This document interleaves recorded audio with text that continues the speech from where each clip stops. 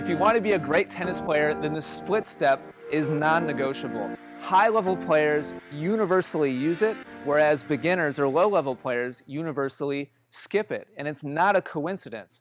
So what is it? All it is a movement with your feet to neutralize yourself to the incoming ball before it's hit, so that no matter what direction your opponent hits, you're equally ready to move in any given direction. Think of this like playing defense in basketball, and when you see your opponent coming up, you want to square yourself up to them and make sure that you're in a position to shift with them no matter what direction they move. Unfortunately, in tennis, you don't know where the ball is going next, and so the split step is the way in which you prepare yourself to be able to move in any given direction.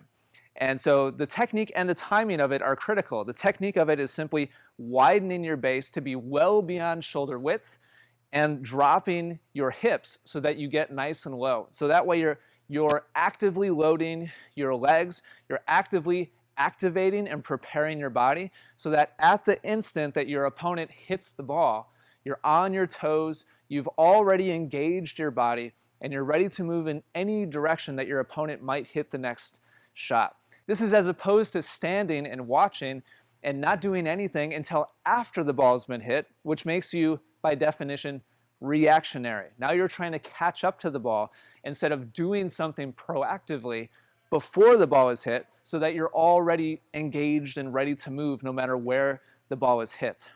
And that brings us to timing, which is possibly the most important part.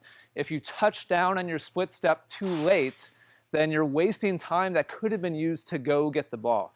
But if you're too early and your opponent hasn't hit the ball yet, then you end up getting static and stuck, and you're not actually utilizing the balancing and the activating as efficiently as you could. So the best timing is to touch your feet on the court right as your opponent is touching the ball with their strings.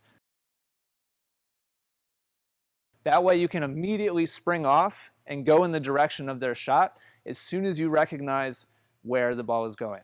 So now you know exactly what the split step is, why it's important, how to do it, and when to do it, which means the only thing left to do is for you to actually practice it, train it, make it a subconscious habit.